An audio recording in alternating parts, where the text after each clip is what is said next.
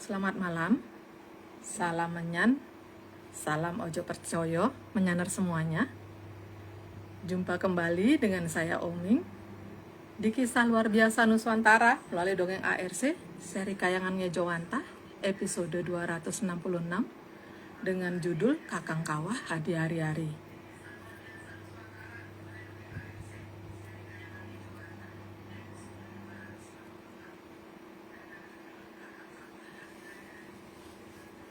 Kita masih menunggu bergabungnya Mas Agung dan Mbak Vicky.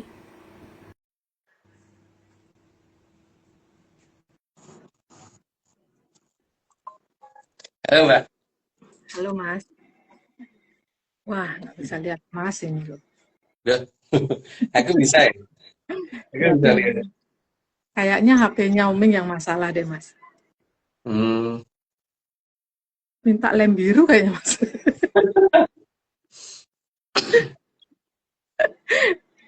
Gimana kabarnya Mas? Ngantuk Mbak. Ya udah, kalau gitu kita cepet-cepet aja ya Mas, biar Iya. cepet kita tidur. Sebentar, Soalnya Om invite Mbak Vicky Dumun. cepat-cepat karena aku yang ngantuk Mbak. Nggih Mas. Sebentar, Mbak Vicky belum sudah tak invite Mbak Vicky-nya.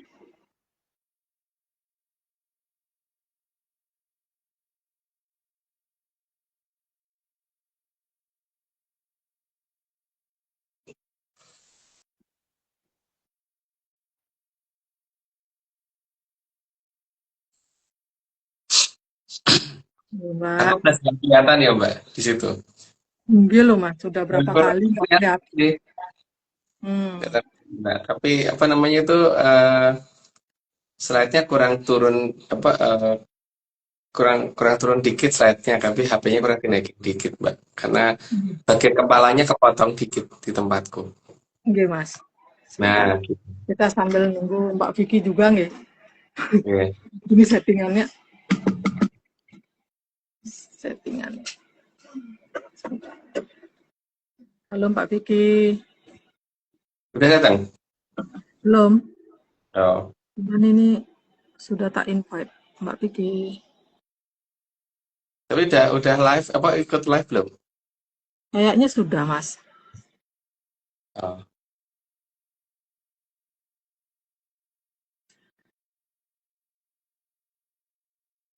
Ini live pertama kita dari akun baru nih Mas.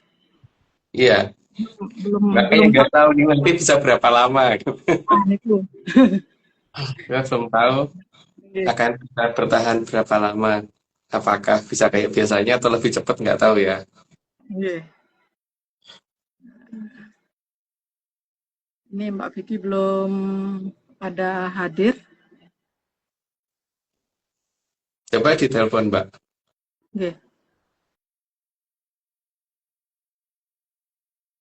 Sebentar, tak telepon Mbak Vicky dulu.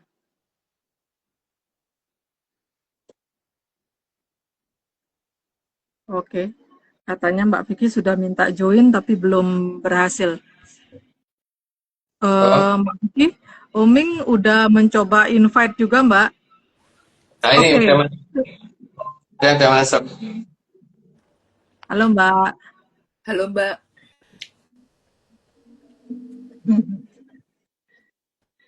Oke. Gimana kabarnya Mbak Vicky? capek. Itu sama-sama Oke. ngantuk ya. Apa? Aku ngantuk Mbak nih aku. Wah, aku capek. Capek Oke. banget. Kalau gitu kita percepat aja yuk. Yuk, biar cepet yuk. Oke, Mbak. Oke, monggo. Mas dan Mbak Vicky. Oke, kita mulai Tanti series ke-266. Kakang Kawah Adi Ari-Ari. Slide 1 dinamakan Kakang Kawah karena lahirnya lebih dulu dari si bayi. Jadi keluar cairan dulu baru keluar si bayi gitu. Jadi dia lebih dulu. Lanjut Mbak. Dan Kakang Kawah itu berupa cairan bening yang mendahului lahir sebelum bayi lahir. Itu katanya ibuku dulu ya, karena aku tidak menyaksikan aku sendiri waktu lahir. Lanjut Mbak. Jadi posisi kakang kawah bukan ada dalam diri manusia. Bukan dalam diri, tapi dia menyertai pada saat kita masih ada dalam kandungan ibu. Lanjut, Mbak. Kakang kawah memang ditugaskan para hyang untuk menjaga manusia. Maka dia ada di posisi luar. Lanjut, Mbak. Dan menjaga itu tentu dari luar, bukan dari dalam. Karena kalau dari dalam itu artinya ngumpet, Mbak. Bukan jaga. Lanjut, Mbak. Dan kakang kawah bukan Drubiksa 4. Beda ya. Makanya dia juga, kalau dilihat dari posisinya, dia juga ada di luar. Terus hampir bersamaan dengan lahirnya kita.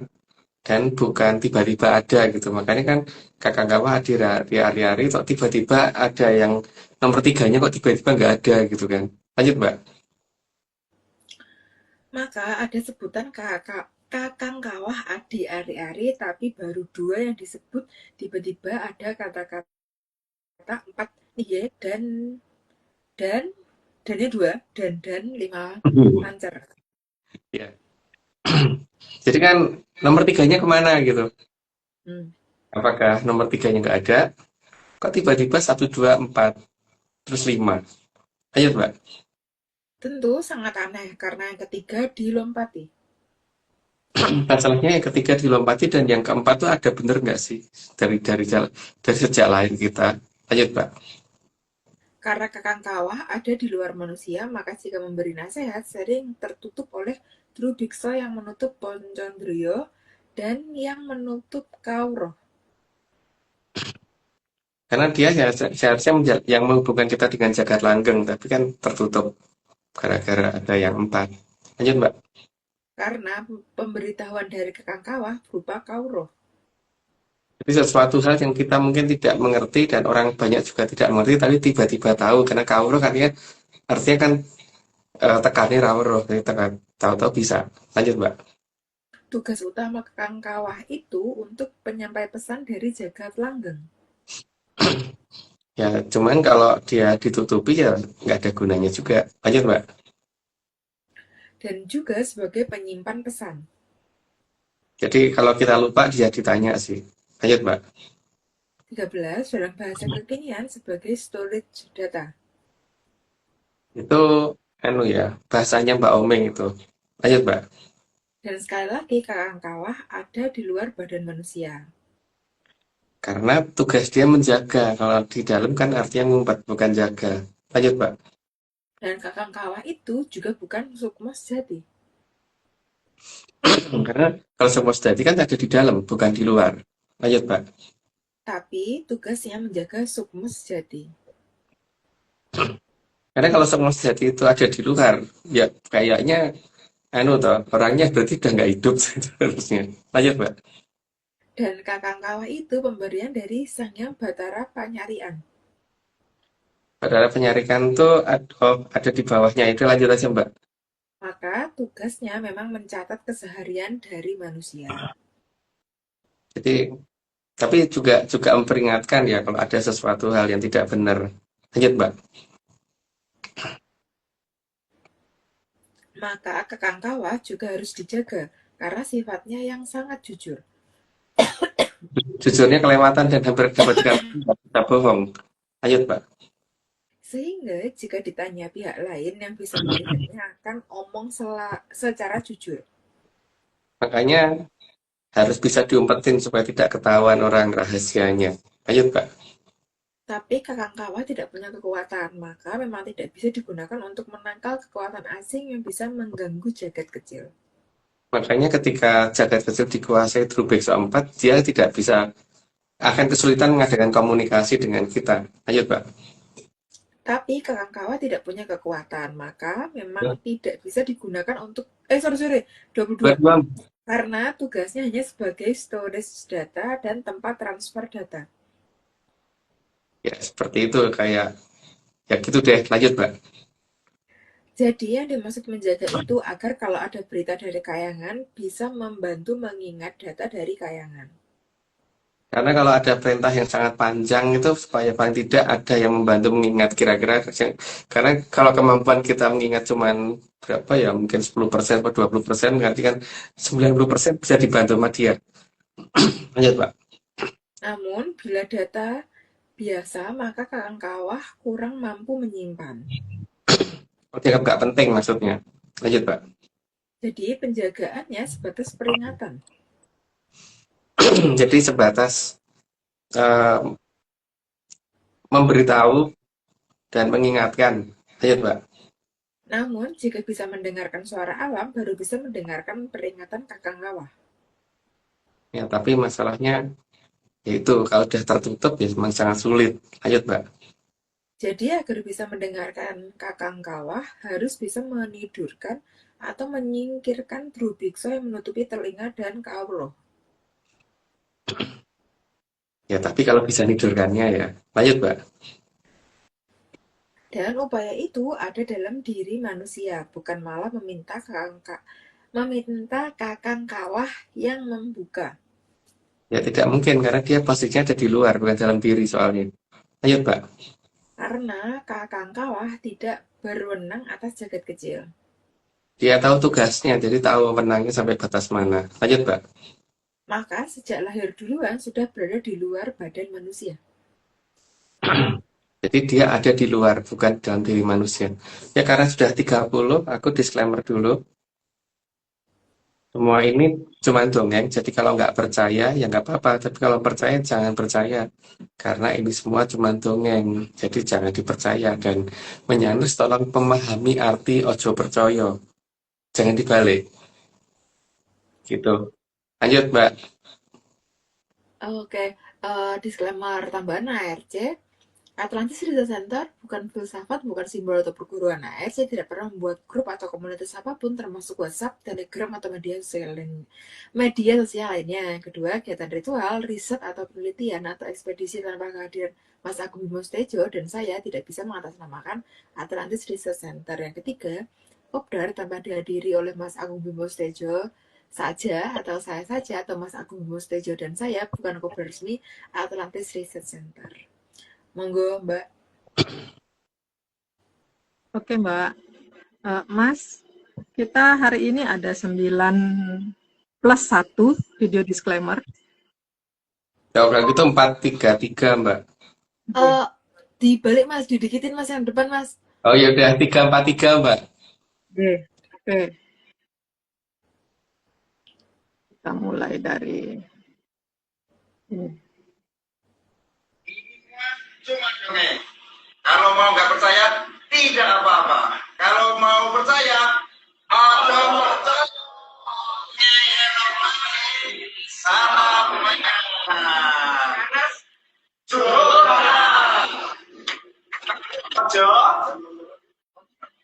Percaya aja. Salamnya. Bingung kan? Maksud saya. Apa ya, Mas? Mas Coci. Coci utama. Oh. Ojo, percaya aja gimana sih? Nah, ini berikutnya.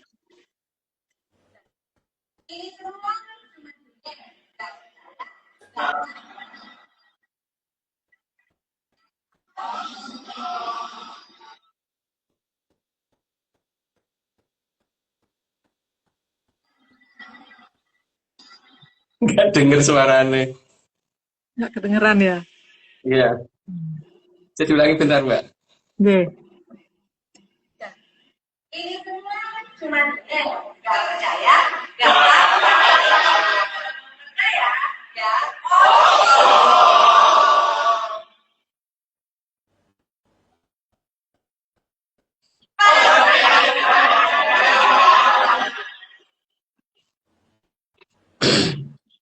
Oh, memang ada diemnya. Ojo. Percaya. Bingung sih, Mbak. Oke, satu lagi. Oke, satu lagi.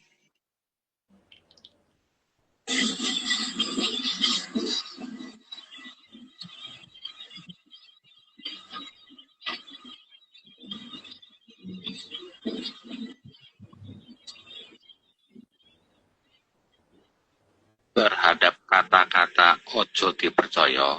Cobalah kita itu lebih memahami, lebih mengerti, dan lebih meresapi. Tapi. Wartawannya tahu aku ini pasti. Salah ojo percaya. Oh, kudune anu ya masalahnya meresapi ya, Mas. Wah, kurang totalitas. Oke.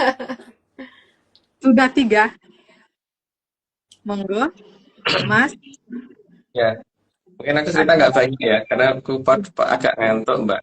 Jadi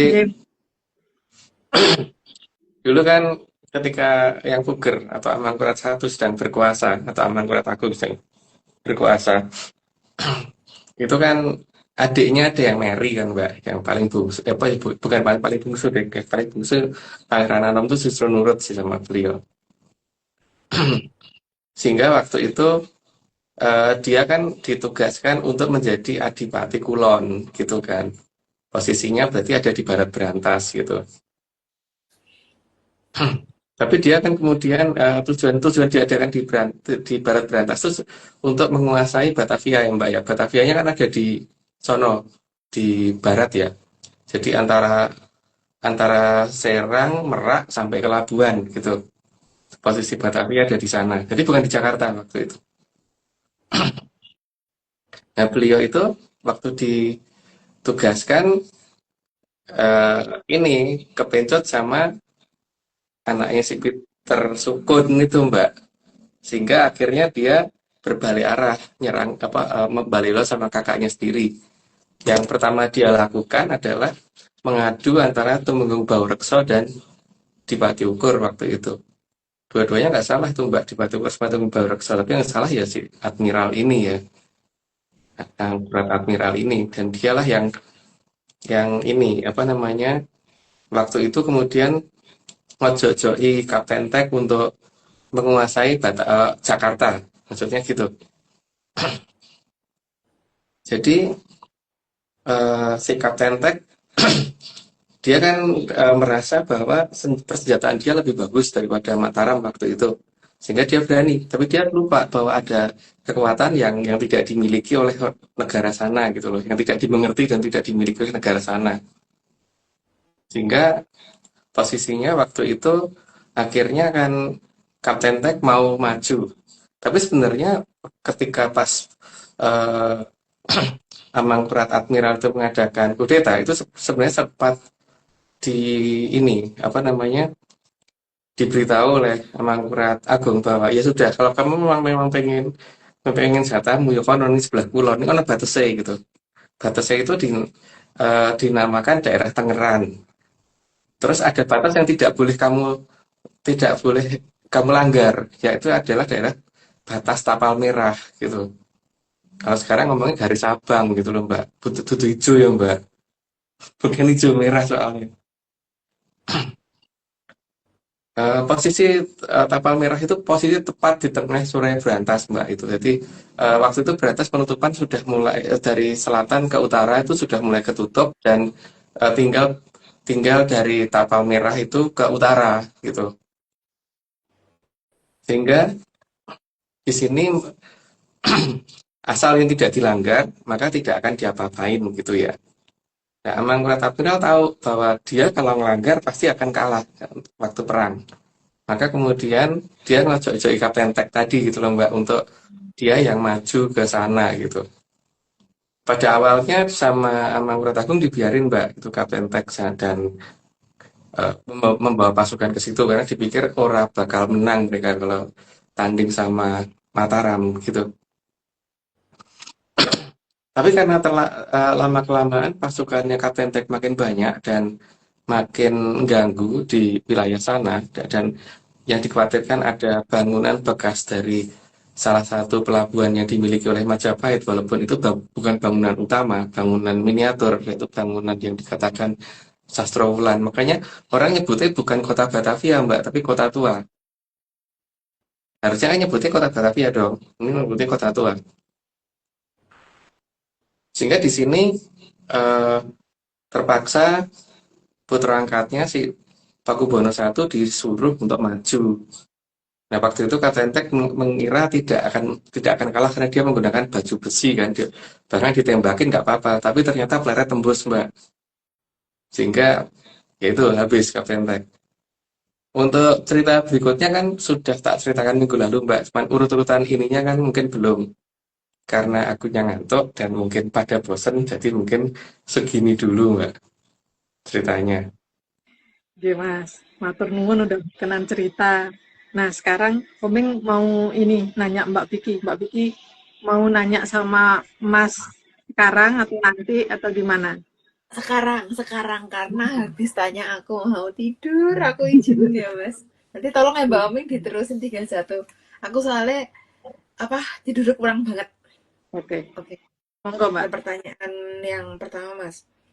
Apa yang menjadi dasar dari Mahaprabu Banjarsari meletakkan batu loh bener di gunung yang nggak ada mas-masnya? Pertama, batu itu tidak boleh terlalu jauh dari ibu kota, Mbak. Yang pertama itu. Yang kedua, tapi juga nggak boleh terlalu dekat dengan ibu kota. Karena sudah diperhitungkan bahwa besok posisi sebelah barat itu akan ada masalah gitu loh. Di bawah ambang batas Admiral itu sudah diperhitungkan oleh beliau. Terus yang kedua itu eh, tidak begitu jauh dengan yang bikin paku ning jagat gitu kan, yang bikin peleret kan peleret itu kayak paku. Jadi ditaruh di situ karena supaya dekat dengan paku ning jagat gitu nantinya awal datang si paku ning jagat. Ya nggak deket-deket banget sih, tapi orang pati adoh gitu. Kalau dibandingin kalau Australia gitu, maksudnya atau dibandingkan dengan Jupiter gitu, deketan itu, Mbak. Ada berat. Terus Mas, apakah batu loh bener pernah dipindahkan selama berada di Pulau Jawa atau tetap menetap situ terus? Tetap menempati situ terus, Mbak. Cuman pada saat pertama kali datang kan di Loh Bener itu terus sebelum tempatnya jadi, setelah tempatnya jadi ya baru dipindahkan ke daerah itu, ke daerah Gunung Mbak-Mbak itu. Desa itu tidak pernah pindah. Gunung Mbak-Mbak. Wong bingung. Ndi ono Gunung Mbak-Mbak. Oke. Ada Berapa kedalaman penimbunan bangunan tempat menyembunyikan batu loh bener? bervariasi, Mbak. Tapi yang paling dangkal harusnya 30-an meter ya, yang paling dangkal ya. Tapi ada yang lebih dalam lagi kalau dilihat dari arah saat di atas puncaknya. Dari puncak lebih dalam, tapi kalau dari makin ke bawah itu agak ada yang daerah yang agak dangkal sih memang. Apakah ada dari beksi yang ditugaskan menjaga batu loh bener agar susah digali atau mungkin nggak ada, Mas? Hmm, kalau ada yang berhasil menggali sih hebat sih Mbak. Karena ada kali so gitu loh jelas. Karena ada kemayan yang bekerja ya. Jadi eh, kalau misalkan sing dipacul kene, engko sing kepacul kono gitu loh Mbak. Ada masalah di situ masalahnya. Itu kasusnya kan kayak ini Gunung Swakol sama Gunung apa tuh namanya kali Kendali Sodo. Kendali Kendali Sodo. Sodo. Mm-mm. Jadi ketika orang naik di Gunung Kendali Sodo keluarnya bisa di Gunung Swakol. Begitu juga ini toh Mbak. Dipacul di gunung ini ternyata dipacul gunung lain gitu. Hmm. Mm-mm. Terus Mas, jika nggak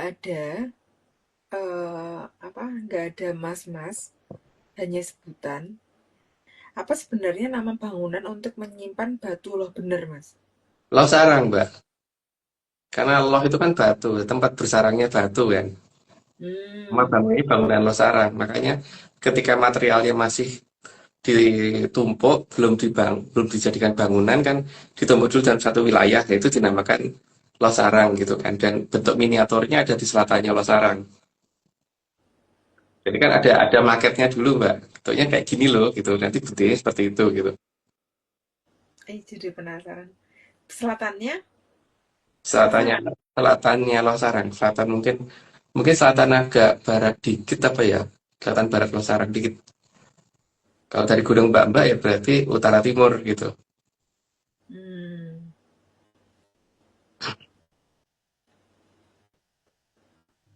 Oke Mas, kok ini adanya poh sarang. Oh, Lohnya bukan. Mbak. Loh, bukan di, poh. di spasi. Iya, loh sarang harusnya.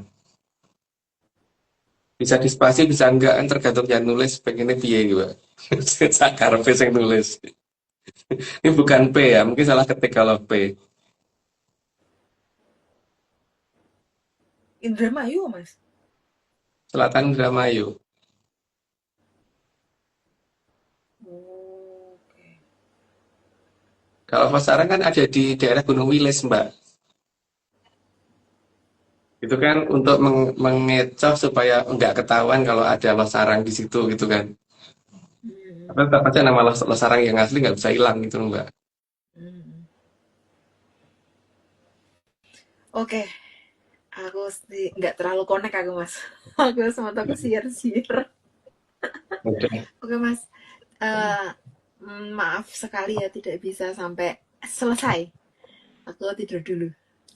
Terima kasih. Ya, oke. Jadi tinggal aku sama Mbak Omeng nih sekarang. Iya. Dan Omi sendirian, Mas, karena Omi nggak bisa lihat Mas. Aku bisa, beruntungnya aku, Mbak. Omi bisa ngelihat cuma di sebelah. Kalau handphone Mas kan beda, Mas.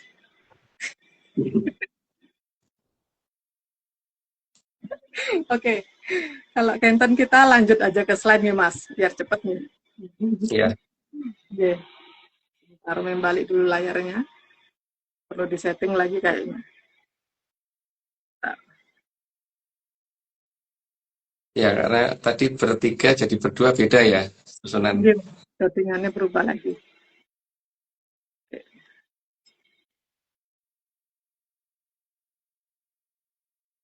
Kurang ke atas. Ya, delay-nya agak lama. Delay-nya menggeser. Cukup, Mbak. Segitu aja cukup lah. Oke. Oke. Slide 31.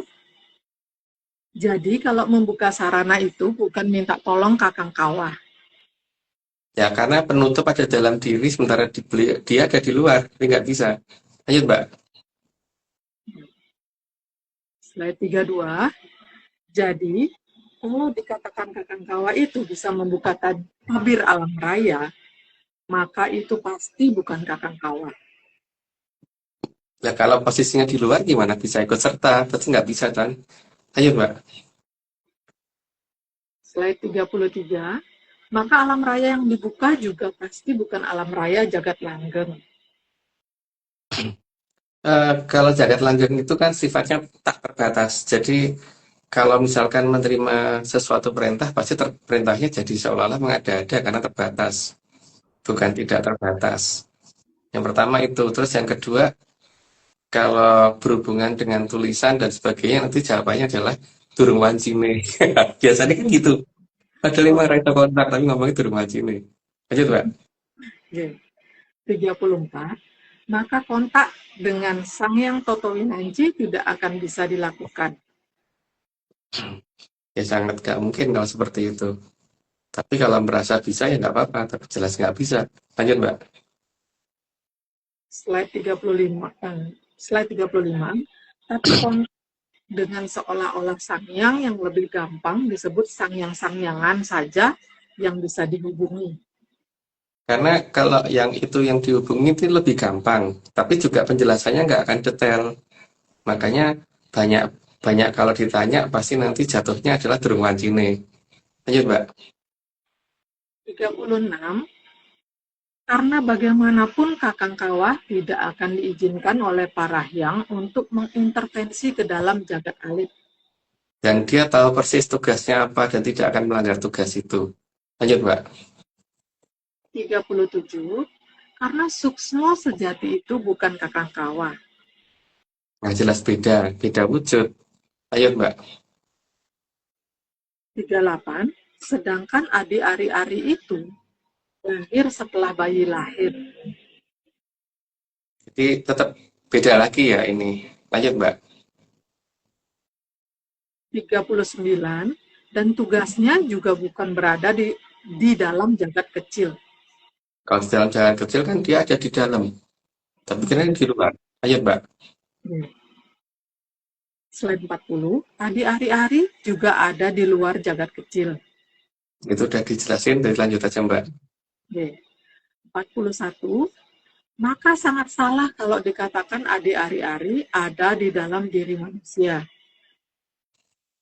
Ya, itu gimana ya? Kalau ada di dalam diri manusia, bingung juga sih kalau hari-hari kok di dalam diri. Lanjut, Mbak. 42, saat masih dalam kandungan, tugas adi hari-hari adalah mengambilkan makanan dari ibu. Cukup jelas sih, lanjut aja, Mbak. 43, dan makanan itu diproses, lalu disampaikan melalui tali pusar manusia. Itu juga jelas, dilanjut aja, Mbak. 44, jadi tugas utama adi ari-ari hanya sampai manusia lahir.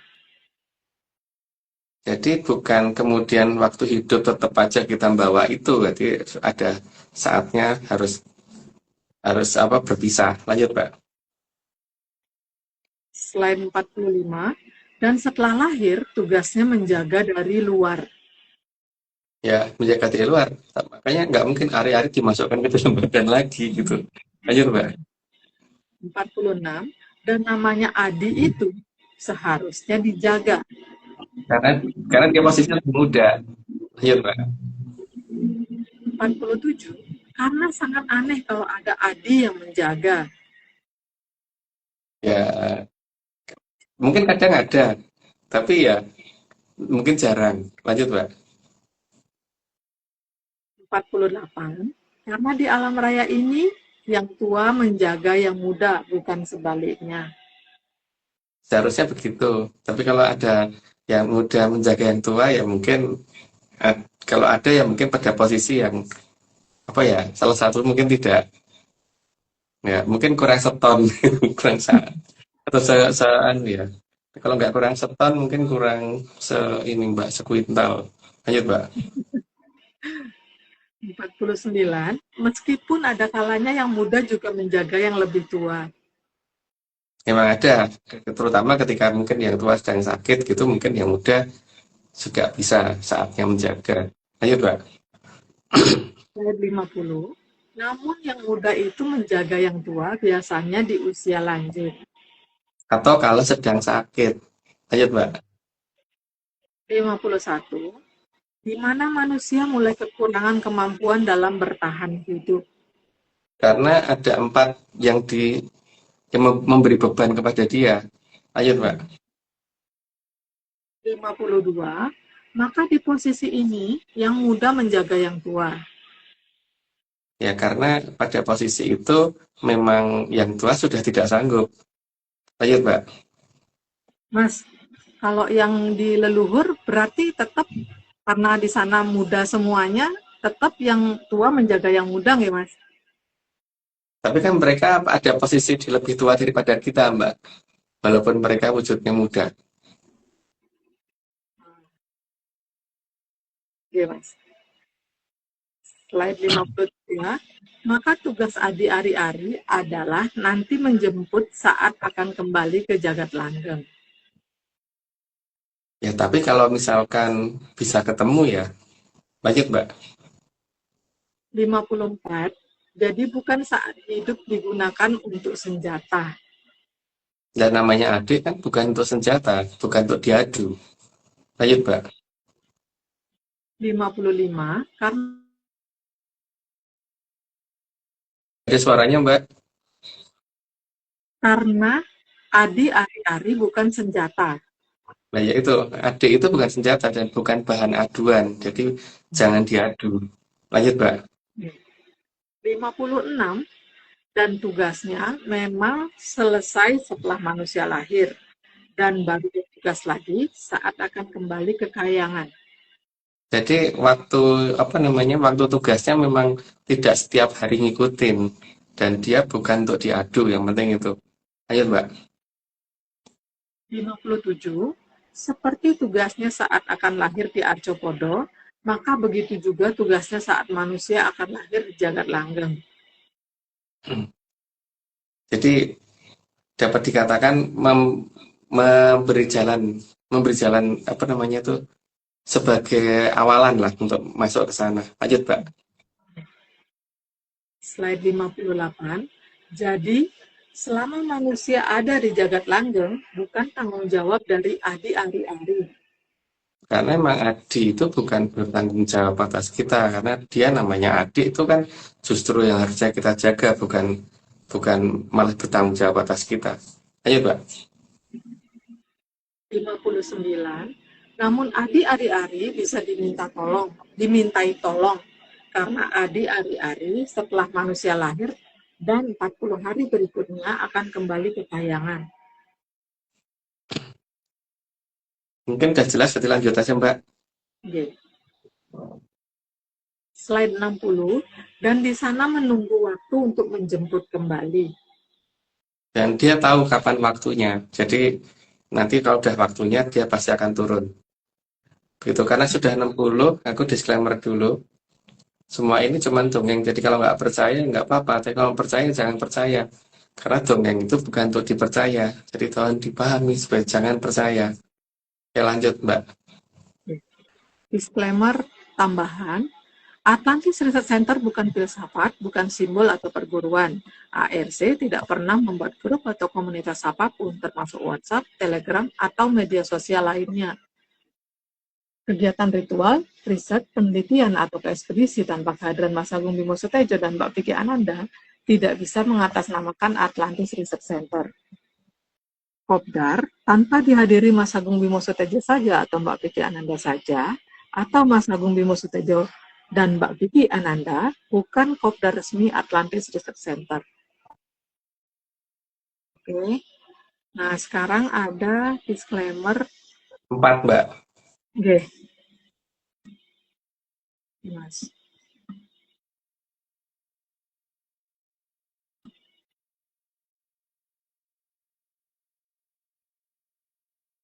Ini peta Java Mayor. Coba perhatikan di sini ada tulisan Batavia Van Ots. Arti Batavia Van Ots itu ada di luar kota Batavia. Berarti kalau gitu Batavia bukan di Jakarta dong. Ada tulisan Batavia Van Ots, semoga kelihatan jelas ya. Ini tak gini supaya kelihatan. Nah, Batavia Van Ots. Jadi Batavia bukan di Jakarta. Terus yang kedua, di sini ada 4 gunung, tapi 4 gunung itu kalau kita cocokin dengan Google Earth maupun Google Map gak cocok. Karena harusnya paling utara tuh Gunung Prakasa, terus di sini tuh ada Gunung Asepan, ini ada Gunung Pelosari, tapi Gunung Karang ini posisinya di sebelah sini harusnya. Ini kan nggak pas. Terus ini Suro ini harusnya ada di sebelah sini. Di sebelah timurnya Gunung Karang. Berarti kalau gitu kan ini yang gambar peta tidak valid petanya, sehingga sangat tidak mungkin kalau Mataram ada di sini. Bagaimana mungkin dia bisa menggambarkan Mataram ada di situ ketika dia nggak ngerti adanya pegunungan selatan dan sebagainya. Aja percaya.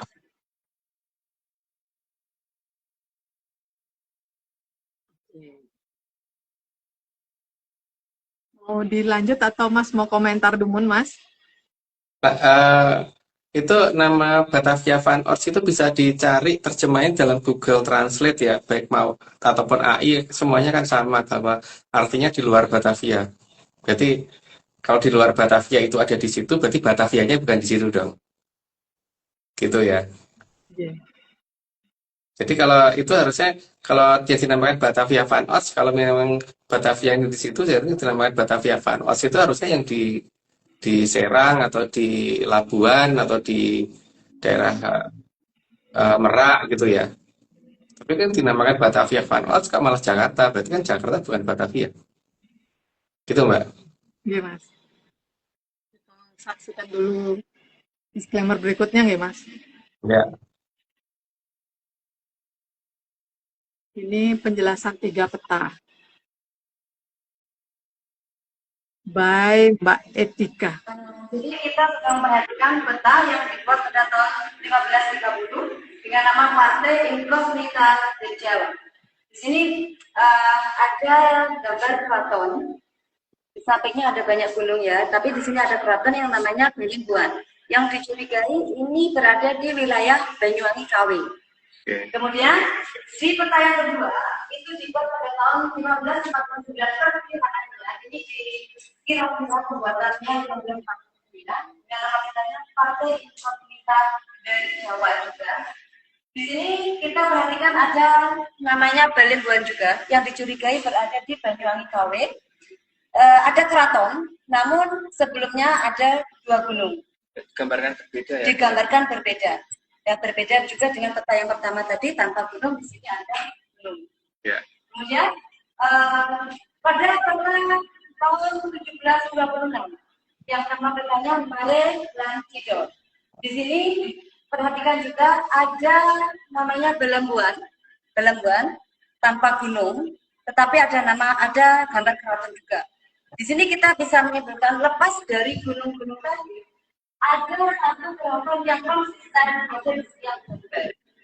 Makanya Belembuan ini yang setiap keraton.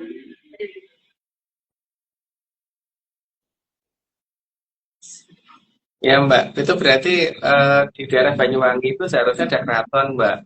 Keraton di dekat dua gunung yang sejajar sama tingginya. Berarti kalau itu ditimbun juga berarti ada 3 bukit sejajar gitu. Dan ini pasti namanya keraton gitu kan, gunungnya. Maka kita akan cari di daerah itu nantinya kalau pas ke Banyuwangi. Kemarin nggak sempat karena waktunya sangat pendek.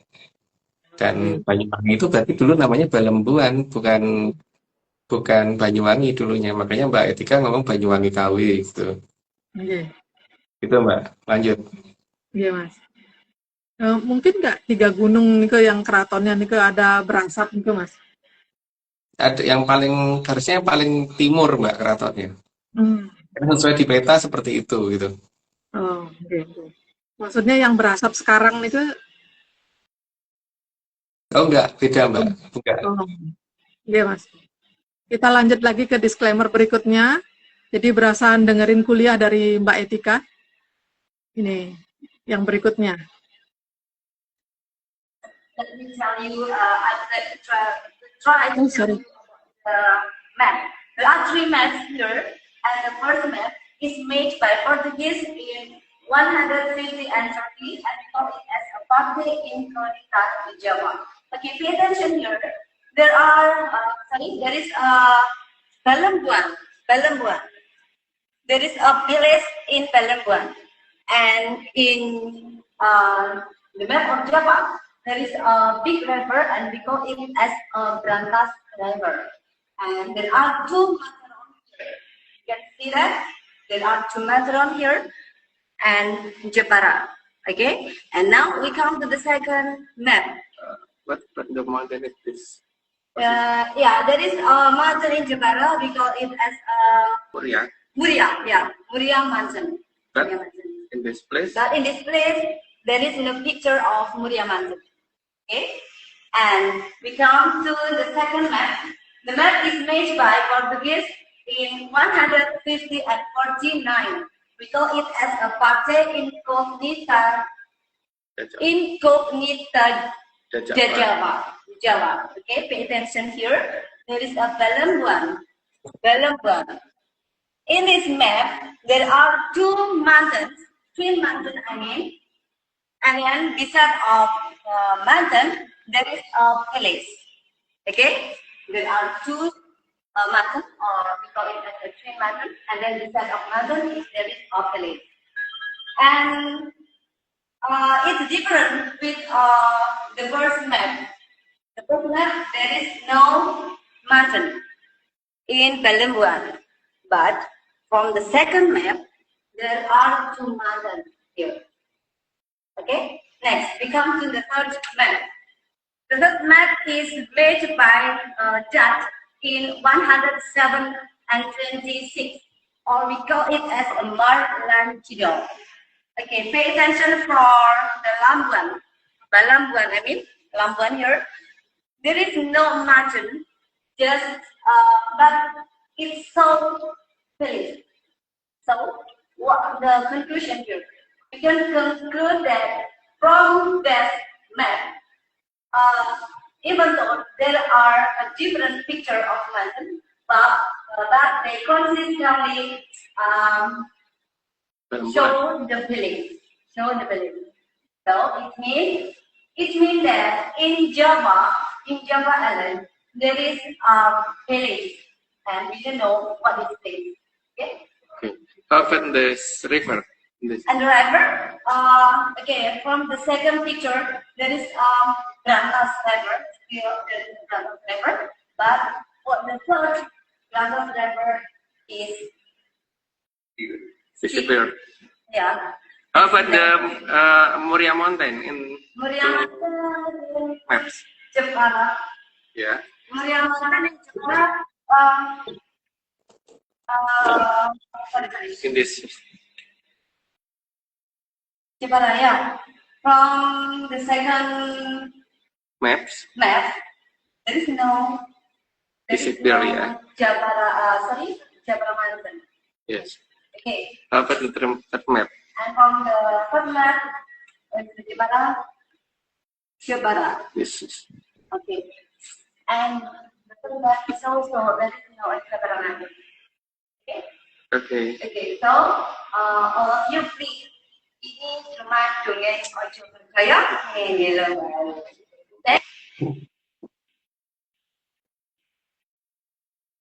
Itu ini Mbak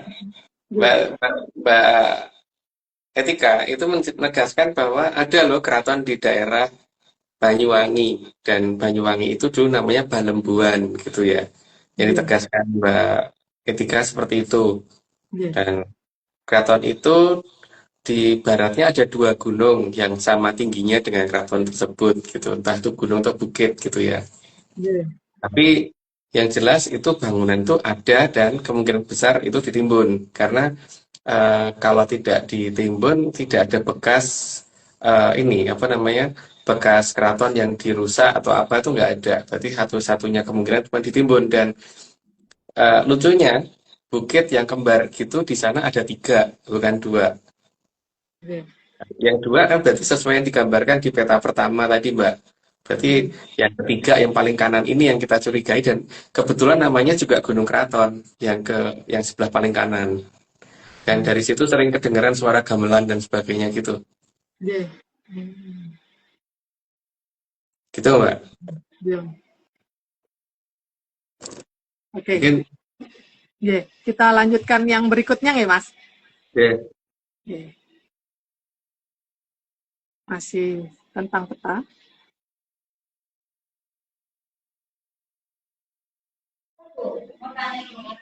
Ini di peta, ini kan Jawa Timur ya, kan ada situ Bondo. Kok bisa situ Bondo? Situ tuh kan bahasa Sunda tuh Mas, yang artinya Sunda, apa enggak salah ya? Iya. Iya, kok ada di Jawa Timur? Terus lagi Mas, Hayam Wuruk.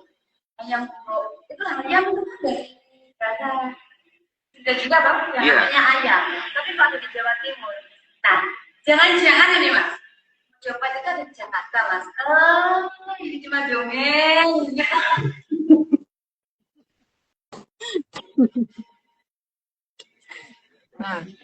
Ya itu ada ini ya, kecurigaan dari teman-teman di Banyuwangi kemarin gitu. Karena ada daerah namanya Situ Bondo. Situ kan artinya danau, tapi itu bukan dalam bahasa Jawa, nggak ada. Kata situ itu nggak ada. Dalam bahasa Jawa maupun dalam bahasa Jawa kasar maupun sampai halus tuh nggak ada. Yang artinya situ kok artinya danau tuh nggak ada. Situ tuh artinya sana gitu. Di situ ya di sana gitu kan. Tapi kalau itu tuh nggak sejauh di sana gitu loh, Mbak. Karena itu ada Situ Bondo dan diartikan bahwa di situ ada danau di sana, itu berarti itu ada bahasa masukan dari luar, Mbak. Berarti ada bahasa Sunda yang masuk. Berarti ada sengaja memindahkan itu ke Jawa Timur, Mbak. Tapi dia lupa bahwa itu bukan bahasa Jawa Timur gitu. Nah, ini kan kasusnya hampir mirip dengan keberadaan nama Hayam Wuruk, Mbak. Hayam itu bukan orang Jawa, nggak ada orang nyebut di Jawa itu nyebut hayam gitu. Ada hayam itu nggak ada, maksudnya ada pitik atau ada ayam. Itu berarti 2 nama ini adalah nama pindahan dari barat yang dibikin seolah-olah ada di Jawa Timur. Nah, itu berarti kalau begitu Majapahit juga pasti bukan di Jawa Timur, Mbak, tapi pasti di Jawa Barat karena ada dua nama kunci yang menunjukkan bahwa pernah ada pemindahan bahasa dari Jawa Barat ke Jawa Timur, gitu, Mbak. Oke, Mas. Ya, bener. Dongengnya Mas. Oke, Mas. Kalau untuk yang disclaimer, ini kan sudah habis, Mas. Nah, sekarang yang di 60, Mas ada mau cerita tentang apa Mas ceritanya, Mas? Atau kita lanjut aja ke slide? Ntar nyambung yang tadi dikit ya, Mbak. Oke, Mas. Monggo, Mas. Ya tadi kan apa namanya si Amangkurat Admiral itu kan meminta Kapten Tek untuk pergi ke Jakarta untuk menguasai Batavia dengan persenjataan yang dipikir pasti akan melebihi kekuatannya Mataram karena dia menyatakan bahwa kekuatannya Mataram pasti nggak jauh-jauh dengan yang dimiliki oleh Amangkurat Admiral gitu dari jumlah meriam, dari jumlah senjata dan sebagainya. Sedangkan Amangkurat Admiral kan yang dimiliki cuman ya apa tombak, keris dan sebagainya gitu. Jadi dipikir kayak gitu kan pasti kalah lawan bedil gitu kan. Kalah lawan meriam. Dipikir seperti itu. Sehingga Kapten Tek berani maju ke barat dan ketika Kapten Tek maju ke barat itu diminta sama beliau untuk orang-orang yang ada di timur, di barat juga bergerak ke sana gitu. Dan dalam kondisi seperti itu si Amangkurat Admiral itu pengen menghilangkan semua jejak yang ada di sana, jejaknya Belanda yang ada di sana. Seharusnya kalau dari 1500-an akhir sampai 1900-an itu kan jumlah orang Belanda yang meninggal cukup banyak, Mbak. Sedangkan kalau kita lihat di daerah Tanah Abang itu kan sangat sedikit ya dan apa namanya kalau dilihat makam Belanda yang paling tua itu kan justru ditemukannya di Surabaya 1600 sekian waktu itu gitu. Nah, yang lain kemana gitu kan dan itu pun juga nggak banyak gitu. Nah, kalau menurut Batunggul itu ada sekitar 18.000 makam orang Belanda yang harusnya tersebar dari mulai Serang, Merak sampai ke Labuan, Mbak. Ada di 4 tempat. Dan 4 tempat tadilah yang digambarkan dalam peta tadi. Jadi yang kita kira gunung itu ada gambar dari beberapa makam Belanda yang ada di wilayah sana. Dan itu berarti satu makam kira-kira sekitar 4.500. Satu komplek pemakaman itu kira-kira sekitar 4.500-an ini. Dan itu semua kan waktu oleh Amangkurat Admiral sengaja dihancurkan supaya nanti seolah-olah kelihatan buktinya Belanda itu ada di Jakarta gitu. Maka kalau kita lihat seperti Beteng yang ada di Labuan itu yang hancur di Labuan itu nggak mungkin tuh kalau Beteng itu hancur karena terkena tsunami atau letusan Gunung Krakatau karena pada saat ada tsunami tahun berapa gitu ya aku lupa itu bangunan-bangunan yang lebih ringkih daripada itu tuh masih bisa berdiri gitu loh Mbak. Nah ini kok sampai seperti itu kayak dibom Mbak, bangunan itu sengaja dibom supaya Belanda tuh mau pindah ke Jakarta supaya klaimnya nanti biar kuat gitu loh. Gitu. Jadi ada 18.000 makam Mbak ya di sana yang harus kita cari. Cuman kita punya cara untuk mencari ya, karena ya malam orang kalau berbuat salah itu kan pasti rasa menggani jagat langgeng tuh Mbak. Jadi pasti kan jadi lonceng pasaran. Jadi artinya itu akan lebih mudah dicari daripada kalau kita mencari dari data. Kalau data pasti sudah dipalsukan. Jadi tinggal ditanya aja mereka, kowe mbiyen nggonmu ndi? Kamu dulu dimakamkan di mana gitu kan. Hingga nanti kita pasti bisa menemukan titik koordinat itunya karena mereka akan ngaku Mbak, nggak mungkin enggak. Tapi kan titik koordinatnya nggak akan kita ungkap di sini kan Mas ya? Oh enggak Mbak, enggak. Cuman ya kira-kira seperti yang digambarkan tadi Mbak. Itu bukan gambar gunung gitu, gambar pemakaman mereka. Karena gambar gunung posisinya nggak begitu bisa jadi peta, cocokin dengan Google Earth maupun Google Map deh. Posisi Gunung Prakasa, Gunung Asepan, Gunung Pulau Sari, dan Gunung Karang itu nggak seperti itu posisinya. Nggak hampir lurus ke ini, bentuknya gini kok. Yang paling timur itu Gunung Karang. Yang paling barat itu Gunung Asepan. Yang paling utara itu Gunung Prakasa, yang paling selatan Gunung Pulau Sari. Jadi bentuknya kayak layangan gitu loh, Mbak. Iya. Mereka kan biasanya juga kan kenten nggih, pakai tanda niku nggih Mas kayak layangan niku nggih. Iya, Iya. Hmm. gitu Mbak. Dan Iya. saya pikir daripada bosan, terutama aku yang bosan, jadi itu dulu Mbak. Cukup sekian. Iya, Mas. Iya, Mas. Kalau gitu kita lanjut ke slide mawon nggih Mas nggih. Ya, Oke. Sebentar, setting lagi.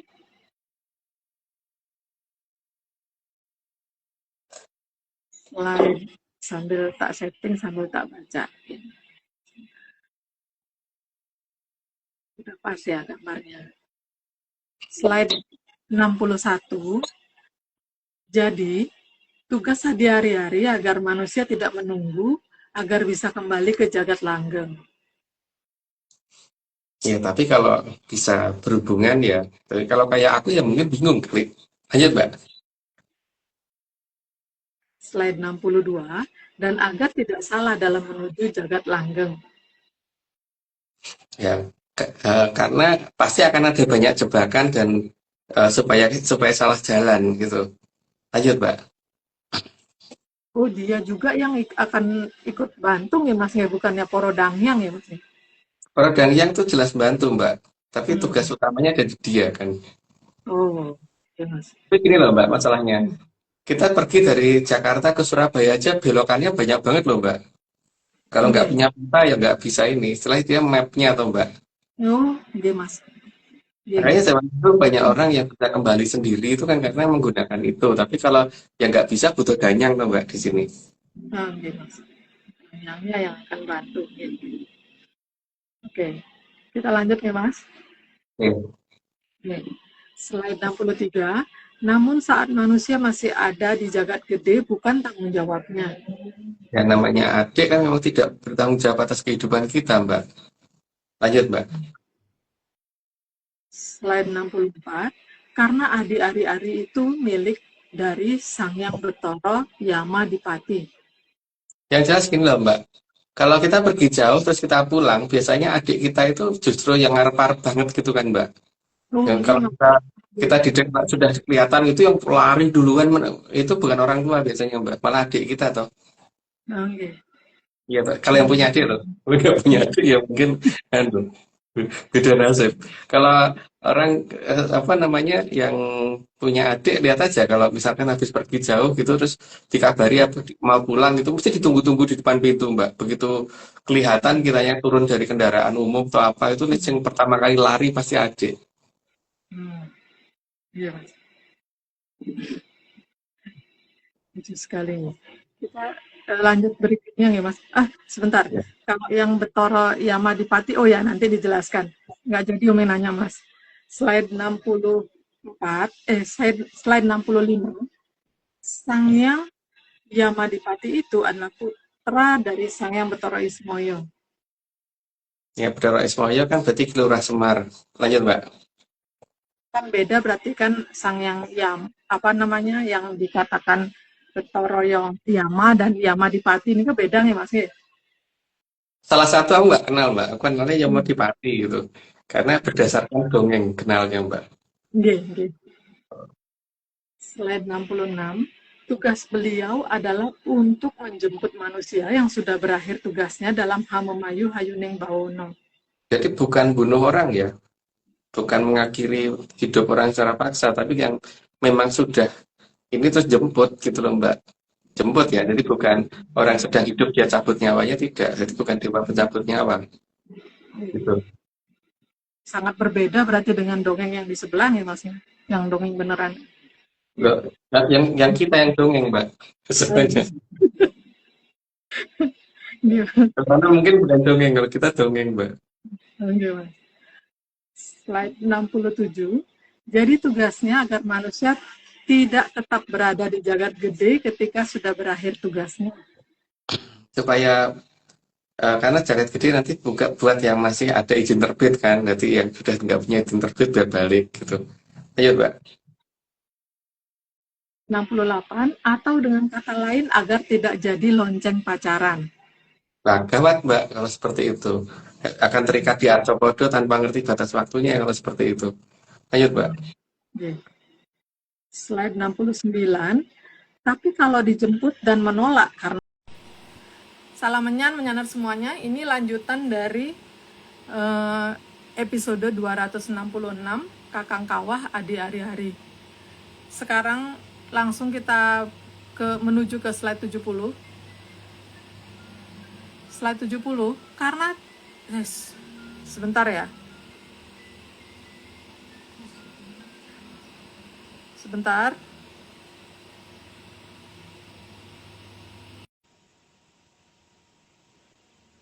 Oke, sebentar kita invite dulu Mas Agungnya.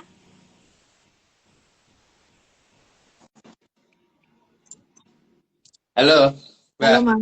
Iya Mas. Tetap Ome nggak bisa lihat Mas loh. Aku bisa lihat, tapi tadi sempat gelap, gulita. Gitu. Jadi ternyata berapa menit nih Mbak jadinya? 1 jam Mas. 1 jam ya? Jam ya? Nah, 59 menit. Oh iya. Tapi 1 jam. Oke, berarti jadi 2 kali ya? Oke, yang tadi udah terupload nih Mas ya. Oke Mbak. Sebentar, Omeng mau mencoba. Belum beres Omeng ini Mas. Sebentar Mas. Tak setting dulu nih Mas. Sabar nih Mas. Tapi udah pas Mbak posisinya. Oh, posisinya udah pas. Iya. Oke, sebentar. Belum bisa diklik ininya Mas. Sebentar. Ini sebentar.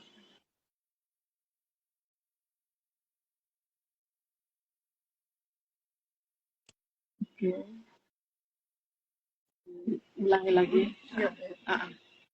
Oke. Slide 70. Karena tugasnya memang bukan memaksa. Nah, kalau yang tugasnya memaksa itu kan bukan mereka. Lanjut Mbak. Slide 71. Kalau dijemput tidak mau, paling tidak Kakang Kawah pasti mau dijemput. Ya, kalau kitanya nggak mau kan kita ada saudara kita yang satunya yang mau dijemput. Lanjut Mbak. Slide 72. Karena Kakang Kawah yang selalu setia memberitahu ke jagat kecil, memang perlu diberi jalan pulang juga ke jagat langgeng. Ya, karena dia juga berarti selesai tugasnya, jadi sama-sama selesai tugasnya, maka dia berhak pulang juga. Lanjut Mbak. Slide 73. Karena meskipun semua nasihat dari Kakang Kawah tidak pernah didengarkan, tapi yang terpenting Kakang Kawah tidak pernah menolak tugas. Ya, karena dia sangat tanggung jawab dengan apa yang dipasrahkan kepadanya oleh Sang Hyang Toto Winansi. Lanjut Mbak. Slide 73. Slide 74. Dan Kakang Kawah selalu menjalankan tugas dengan benar. Nah, karena apa-apa yang dia lakukan, dia tidak pernah melanggar aturan. Lanjut Mbak. Slide 75. Jadi baik Kakang Kawah dan Adi Ari-Ari itu bukan Rubikso. Maka beda dari cara memaksa atau tidak memaksanya itu. Lanjut Mbak. Slide 76. Dan mereka itu cuma 2, jadi juga bukan 4. Ya, karena justru yang nomor 3 malah nggak ada. Lanjut Mbak. Hilang Mas. Hilang dia. Slide 77. Dan mereka sama sekali tidak berada di dalam diri manusia. Ya, kalau di dalam diri manusia berarti bukan menjaga dan mengasihi arahan ya, tapi itu berarti kan membebani malahan. Lanjut Mbak. 78. Keduanya ada di luar dari raga manusia. Udah jelas, saya lanjut aja Mbak. Okay. 79. Dan yang satunya malah ada di jagat langgeng. Karena nanti yang tugasnya jemput. Lanjut Mbak. 80. Dan keduanya tidak pernah sakit hati kalau dicuekin oleh yang mereka jaga. Karena bagi mereka diberitahu karepmu, apa karepmu ya karepmu, gitu aja sih. Jadi tidak ada masalah untuk mereka. Lanjut, Mbak. 81, karena mereka bukan makhluk pemaksa. Yaitu yang jelas itu. Lanjut, Mbak. 82, mereka juga bukan sumber kekuatan. Maka mereka bukan untuk diadu, bukan untuk jotos-jotosan. Lanjut, Mbak. 83, mereka juga bukan tempat aji-aji.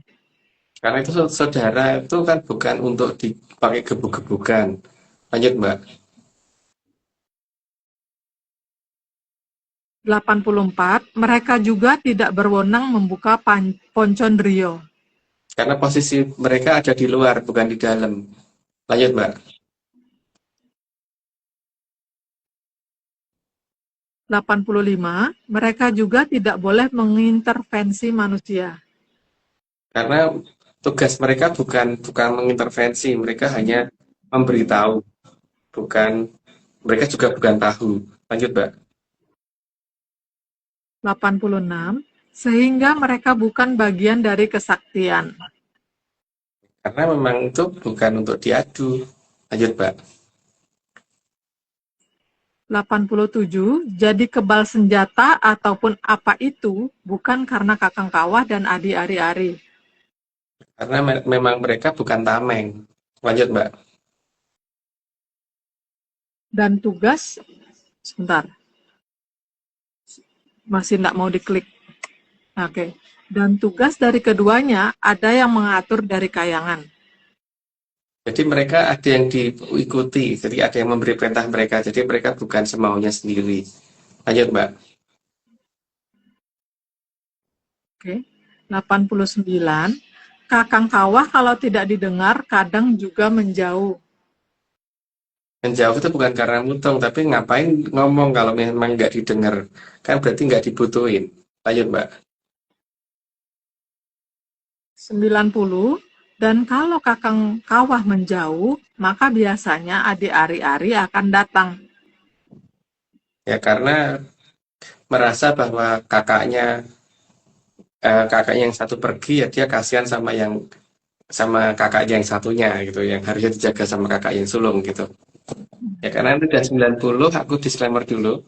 Semua ini cuma dongeng, jadi kalau nggak percaya nggak apa-apa, tapi kalau percaya jangan pernah percaya, karena dongeng itu bukan untuk dipercaya. Oke, Mbak, lanjut, Mbak. Oke. Disclaimer tambahan, Atlantis Research Center bukan filsafat, bukan simbol atau perguruan. ARC tidak pernah membuat grup atau komunitas apapun, termasuk WhatsApp, Telegram, atau media sosial lainnya. Kegiatan ritual, riset, penelitian, atau ekspedisi tanpa kehadiran Mas Agung Bimo Sutejo dan Mbak Vicky Ananda tidak bisa mengatasnamakan Atlantis Research Center. Kopdar tanpa dihadiri Mas Agung Bimo Sutejo saja atau Mbak Vicky Ananda saja, atau Mas Agung Bimo Sutejo dan Mbak Vicky Ananda, bukan kopdar resmi Atlantis Research Center. Oke. Sekarang kita saksikan video disclaimer. Ini tentang dongeng listrik katanya, Mas. Ini adalah kerajaan.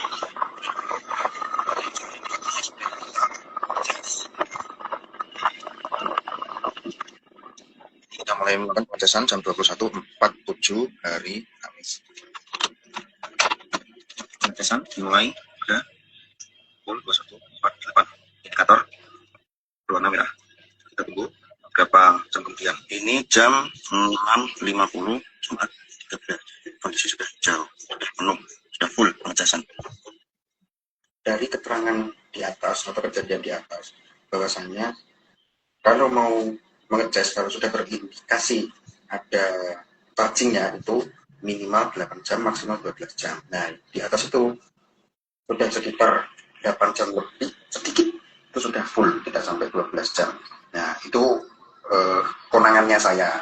Harusnya sebelumnya itu sudah hijau, tapi rekamnya di waktu hampir jam 7 itu. Oke, nah sekarang masalahnya adalah ini semua cuma dongeng. Jadi kalau mau percaya ya jangan percaya. Nah, mau percaya ya coba taruh waktu kita percaya. Salam namanya. Coba percaya aja.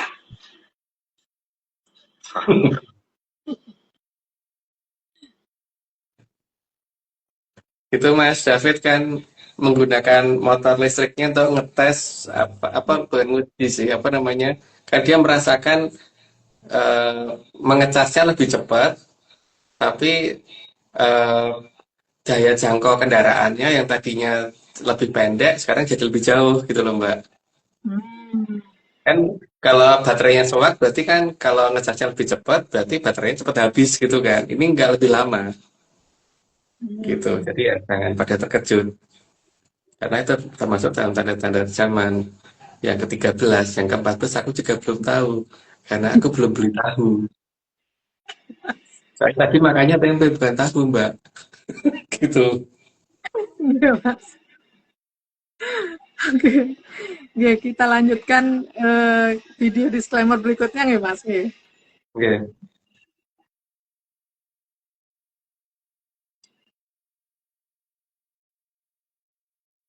Oke. Ini semua cuma dongeng. Kalau mau nggak percaya, tapi kalau mau percaya,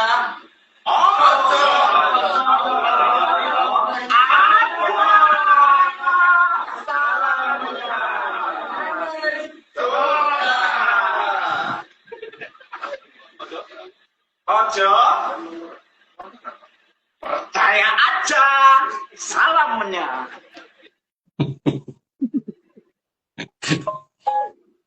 Pada semangat gini.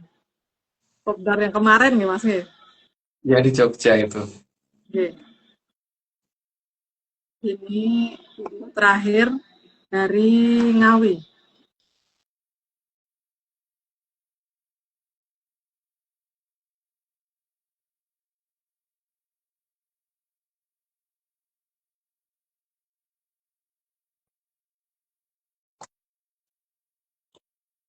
Aja padha dipercaya lho ya, iki mung dongeng.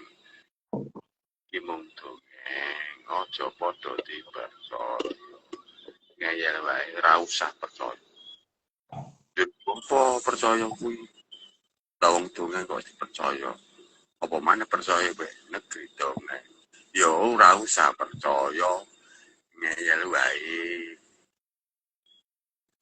Salah. Nggih.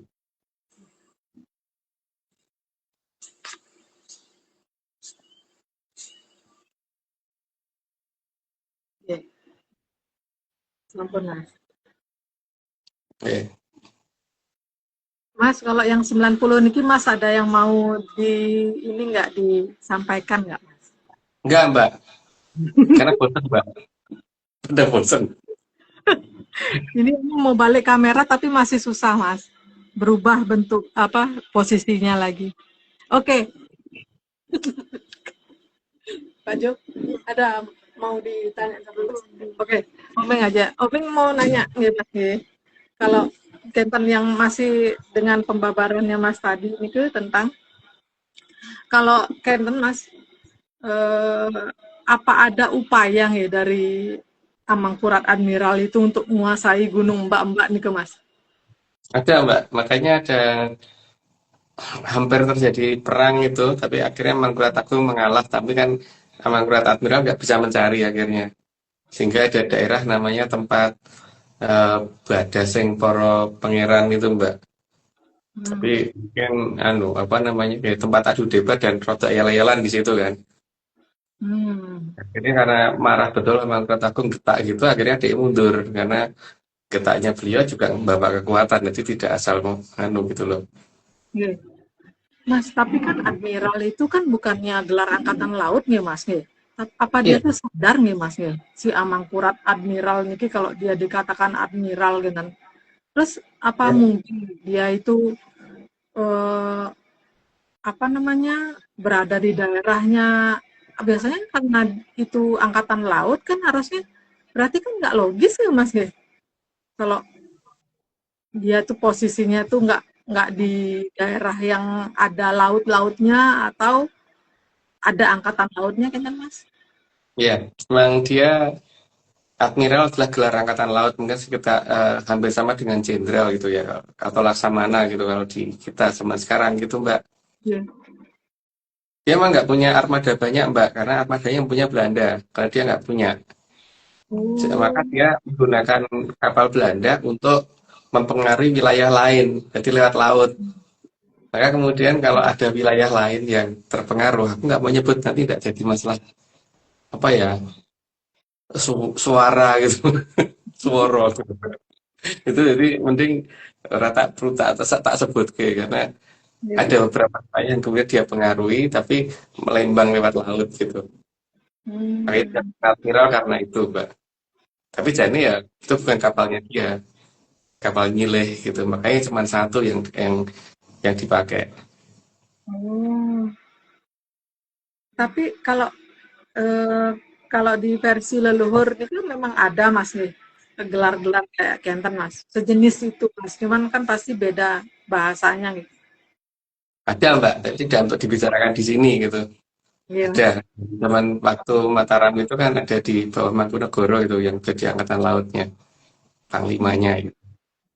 Dia sampai dikasih gelar admiral gitu sama Belanda. Nih ke Mas, apa Amangkurat Admiral nih ke punya kemampuan nih Mas nih untuk baca peta atau baca apa ciri-ciri kondisi di laut atau gimana gitu Mas sehingga dia kayaknya bangga banget gitu dikatakan admiral gitu Mas. Ya, sebagai seorang adipati pasti bisa baca peta Mbak. Karena tadinya kan adipati sebelah barat berantas tuh Mbak. Jadi pasti bisa gitu Mbak. Iya, Mas. Hmm. Kan tadi Mas Ngendiko kalau kapalnya itu cuma milih gitu Mas. Emang angkatan lautnya ini kan cukup kuat apa gimana Mas? Walaupun memang satu gitu, siapa tahu mungkin dianggap kuat gitu. Tapi Eh, banyak tapi atau besar apa enggak sih Mas kapal-kapalnya nih Mas? Kapalnya kapal satu kapal Belanda aja, nggak mungkin yang nggak terlalu gede Mbak. Tapi kalau dikatakan kuat karena beliau juga sakti Mbak masalahnya. Jadi kalau Hmm. berhadapan dengan kadipaten lain, beliau pasti menang. Tapi kalau Hmm. berhadapan dengan keraton pusat, dia nggak mungkin bisa menang, gitu Mbak masalahnya. Oh, jadi poin utamanya pada kekuatan beliau sendiri ya Mas ya, bukan karena Iya, kalau sakti memang iya sakti itu. Karena ya pada dasarnya putrane Sultan Agung kan Mbak, tetepan. Iya. Tapi memang cuma punya satu kapal aja dan itu boleh minjem itu memang udah boleh gitu dikatakan admiral gitu. Ya nggak tahu Mbak. Yang penting dia mau dikatakan admiral itu juga sebenarnya aneh sih, tapi ya memang nyatanya kono Mbak masalahnya. Tapi kan harusnya kalau dia sebagai seorang admiral harusnya kan dia sadar ya kalau jika berlayar cukup jauh dan itu kan pasti perlu perbekalan kan Mas. Dan maksudnya perbekalannya kan untuk cara mengawetkan makanannya itu pasti ngerti kan. Terus apa ada petunjuknya Mas? Gimana Amangkurat Admiral ini mengawetkan makanan atau membawa perbekalannya dia? Bisa dilihat dari beberapa nama wilayah di utara Mbak. Tempat dia ini apa apa namanya memenuhi perbekalannya lagi.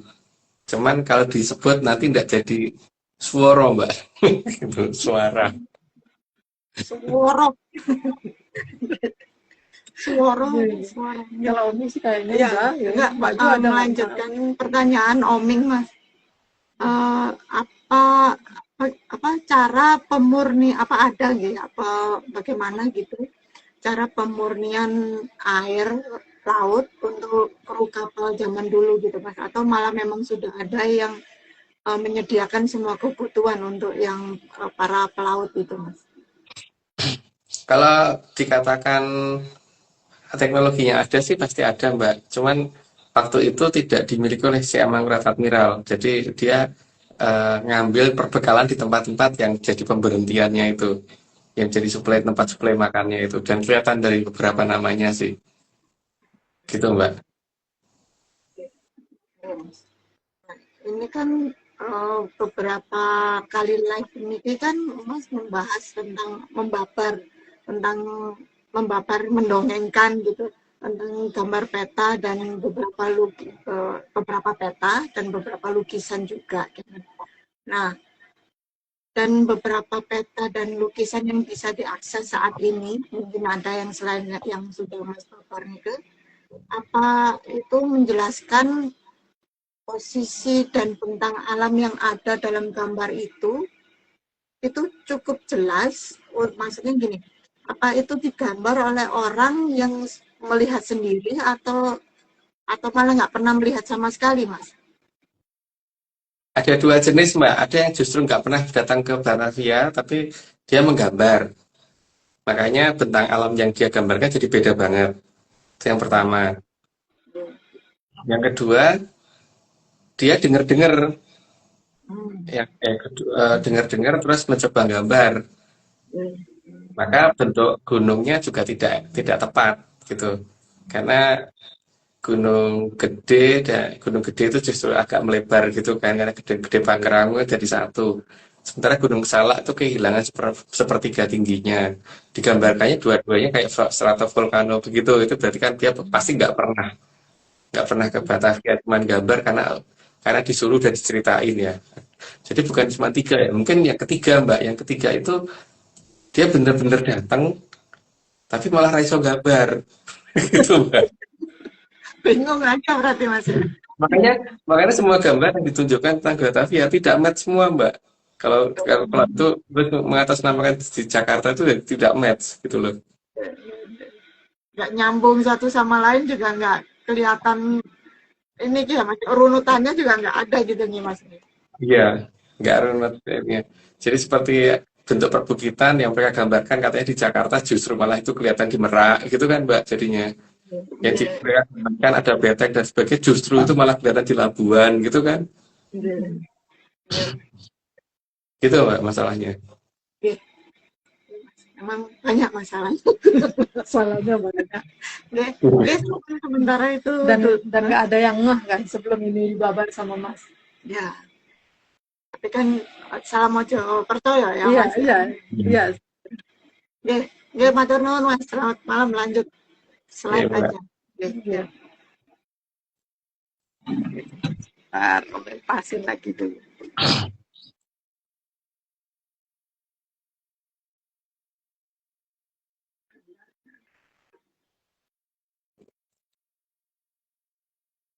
Nuansanya mendayu-dayu nih, karena pada ngantuk. Sebentar. Oke.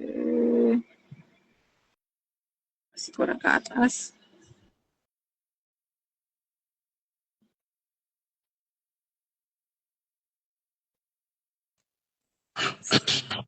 Slide 91. Dan kalau Ari datang, maka itu artinya saat tugas manusia berakhir. Izin terbitnya hampir habis. Lanjut, Mbak. Slide 92. Jadi salah satu pertanda orang akan selesai tugasnya di Arcopodo adalah mulai tidak adanya kakang kawahnya di dekatnya. Itu kalau bisa lihat dan kita bisa ketemu. Lanjut, Mbak.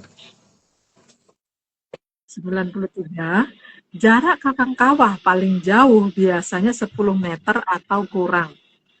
Jadi kalau tiba-tiba tidak ada tuh jelas melebihi 10 meter gitu. Ayo, Mbak. 94. Jadi kalau sampai tidak ada, pasti umurnya sudah tidak lama. Jadi sudah mau dicabut surat izin terbitnya. Ayo, Mbak. 95. Dan kalau Ari sudah datang, maka pasti umurnya sudah tidak lama. Itu bukan sesuatu hal yang menakutkan, maka yang datang adalah Ari. Jadi kan lucu-lucuan malahan. Ayo, Mbak. Oh, jadi bukan kenter nih, Mas nggih. Yang apa namanya, yang di rantai ini kan ya, Mas nggih, memolo yang di rantai ini kan, Mas nggih. Iya. Karena kalau misalkan kita dulu misalkan Mbak Win punya adik ya, pas Mbak Win kuliah gitu, kalau orang tua yang jemput bawa adiknya pasti yang heboh adiknya toh. Nggih, Mas. Nah, iya, dan itu bukan sesuatu hal yang menakutkan gitu, Mbak. Karena si Danyang posisinya kan sebagai orang tua tuh, Mbak. Dan si Oh, Adin itu kan yang ini yang nyeret-nyeret kita untuk ayo pulang gitu kan. Gitu. oh, Nggih, Mas. Lucu ya. Menyenangkan malah nggih, Mas nggih. Aduh. Nggih, 96. Dan baik Kakang Kawa dan Adi Ari-Ari biasanya pulang bersamaan dengan yang mereka mau. Jadi Sokong Sejati juga ikut, lanjut Mbak. Oke, 97, maka keduanya seharusnya yang menjaga sastra Kamoksan. Ya seharusnya, tapi kan zaman tertentu dijadikan tidak harus. Lanjut Mbak. Tapi bisa ditanya juga berarti nih Mas nih. Ya kalau bisa nanyanya. Nggih. Mbak, kalau biasa nutup telinga kan nggak bisa nanya Mbak, karena keberbekan suara. Nggih, Mas. Apa gitu kan, itu nggak dengar. Kalau di Jakarta kan banyak suara knalpot, terus Nggih. apa klakson dan sebagainya gitu kan. Nggih, Mas. Oh, gitu. Di sini juga, Mas. Ada nih lewat-lewat depan gang. Nggih, 98. Karena tugas menjemput itu seharusnya menjemput semuanya. Jadi bukan hanya salah satu, tapi semuanya. Lanjut, Mbak. 99. Namun jika bahasa yang digunakan oleh si Raga bukan bahasa kawitan, maka Adi Ari-Ari tidak akan memberitahu sastra Kamoksan. Karena bahasanya harus bahasa kawitan, bukan bahasa Jerman. Lanjut, Mbak. 100. Karena namanya Adi Ari-Ari itu bukan makhluk yang dianggap sok tahu. Ya, karena dia juga bukan penjual tahu, Mbak. Lanjut, Mbak. 101. Karena statusnya sebagai Adi, maka tidak akan mau dikatakan keminter. Ya, karena emang adik itu tidak akan lebih pintar daripada kakaknya. Biasanya begitu. Walaupun kadang zaman sekarang kebalik. Lanjut, Mbak. 102. Sedangkan Kakang Kawah juga tidak suka keributan. Maka kalau tidak ditanya sastra Kamoksan juga tidak akan menjelaskan. Tapi nanyanya juga harus menggunakan bahasa yang benar. Kalau menggunakan bahasa Portugis ya didiemin aja, Mbak. 103. Karena sebagai kakak yang baik setelah menjalankan tugasnya adalah jika yang ditolong beneran butuh baru ditolong. Jadi harus minta tolong dulu baru ditolong, Mbak, bukan menolong tanpa dimintain gitu. Lanjut, Mbak. 104. Jadi pada dasarnya tidak akan ada paksaan dari alam raya. Karena alam raya itu bebas kita menentukan apa. Pengen ke Jagat Langgeng atau jegur jurang tuh nggak ada larangan. Lanjut, Mbak. 105. Kamulyan jati menika rikala tumurun mesti ngasta sedaya ajaran kawitan saking para hyang kang dipun sengkuyung dening angin-angin kang arsa ngabrasta memahaning prat supados kamulyan jati tumurun mering Tribuwana. Sudah Ya, benar itu. nggih kan Mas? Ya. Jadi sudah selesai, sudah disampaikan. Jadi tinggal sekarang saatnya Mbak Oming manggil Pak Arso. Gitu. Nggih, langsung nggih Mas nggih kita nggih. Sebentar. Kita langsung beri IG live kita malam ini. Kang Arso purnaning IG live kita dinten menika matur gong ing panuwun dening Kitunggal Jati Jaya Amung Raga utawi Sang Maha Prabu Brawijaya kaping 8 kang sampun arsa medhar sedaya puspitarum kang ngambar gandhanipun tansah andamel hayuning pangeksi sengsemipun sedaya kang dumadi tansah suka anengga rawuhipun kang kala cuba kagem rasa suka raharja kerta tentreming jagat raya. Ingat yang menyanar ini semua cuma dongeng, sangat dianjurkan untuk tidak dipercaya. Jadi jangan terlalu serius nyimak ARC. Saya dengan Uming Masa Mbak, Mas Tejo. bentar Mbak. Nggih? Ini apa namanya? bukan tak menyanus loh ya. Aku ngomongkan bukan tak menyanus. Oke. Mungkin sebaiknya kita mulai nyuci pusaka minggu depan gitu. Dan nanti Mbak Vicky dikasih tahu ya. Oke. Nah, Oke, Mas. bukan tak menyanus sebenarnya nggak perlu nyuci pusaka, yang perlu cuma aku. Oke, Sama Mbak Omeng, sama Mbak. Mas. Gitu. Oke, Mas. Oke. Kalau Kenten Oming lanjutkan. Udah itu aja pengumumannya, Mas. Ada yang lain lagi, Mas? Udah Mbak, udah. Oke. Oke. Ingat yang menyanar ini semua cuma dongeng. Sekali lagi Oming ingatkan, sangat dianjurkan untuk tidak dipercaya. Jadi jangan terlalu serius nyimak ARC. Saya dengan Oming, Mas Agung Bimo Sutejo, Mbak Vicky Ananda, dan Mbak Jo Kresna. Jangan diingat tiap Rabu. Lupakan juga waktu tayangnya. Terima kasih semuanya. Selamat malam. Salam menyan. Salam ojo percoyo. Ya percaya, temennya.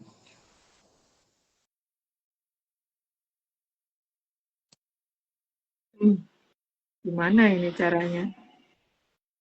Belum bisa out. Oke. Tapi